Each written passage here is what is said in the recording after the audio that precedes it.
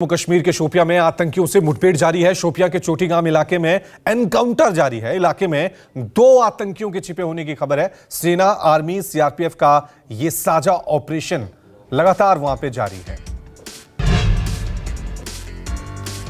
तो बड़ी खबर आज की, जम्मू कश्मीर के शोपियां में एक बार फिर आतंकियों के साथ देश के सुरक्षा बलों की यह मुठभेड़ जारी है।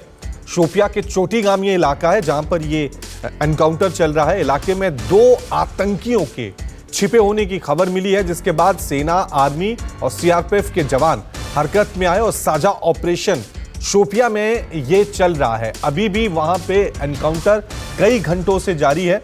शोपियां का ये चोटीगाम इलाका है जहां पर खबर ये है कि अभी भी गोलीबारी चल रही है। 2 आतंकियों के छिपे होने की खबर मिलने के बाद यह एक्शन वहां पे लिया जा रहा है। चलिए इस खबर पे और ज्यादा जानकारी के लिए सीधा रुख करते हैं मेरे सहयोगी आसिफ सुहाफ का। आसिफ, क्या जानकारी मिल पा रही है इस एनकाउंटर के बारे में?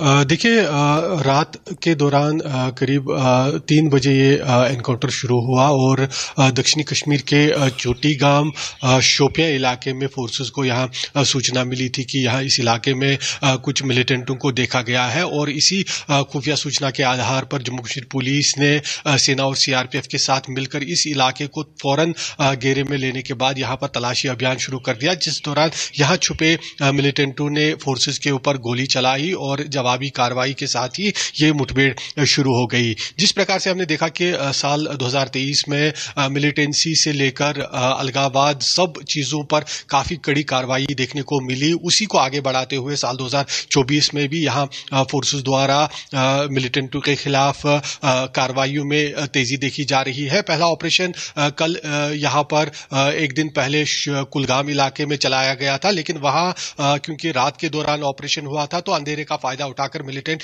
भागने में कामयाब हो गए थे। लेकिन ठीक करीब 12 घंटे बाद ही कुलगाम से सटे हुए इस शोपियां चोटीगाम इलाके में फोर्सेस ने दोबारा से मिलिटेंटों को यहां पर घेर लिया है और बताया जा रहा है कि 2 मिलिटेंट कम से कम यहां पर छुपे हुए हैं, जिनके साथ मुठभेड़ लगातार चल रही है। इसके साथ साथ यहां मध्य कश्मीर के बीरवा इलाके में भी फोर्सेस द्वारा मिलिटेंटों के खिलाफ कार्रवाई के दौरान एक बड़ा लश्कर तैयबा का मॉड्यूल पकड़ा गया, जिसमें 7 जो है OGW जो टेरर एसोसिएट्स है उनकी गिरफ्तारी हुई है और उनके पास से भी हथियारों के अलावा काफी सारी चीजें बरामद की गई है।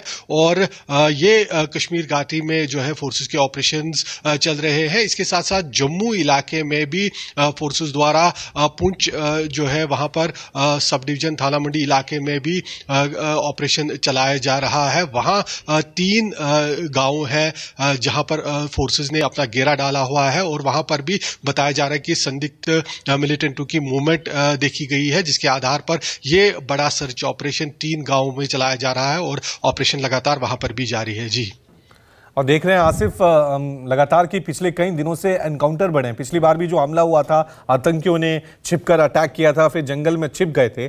तो पिछले कुछ दिनों से आतंकियों की कार्रवाई थोड़ी बढ़ती हुई नजर आ रही है। क्या वजह नजर आ रही है?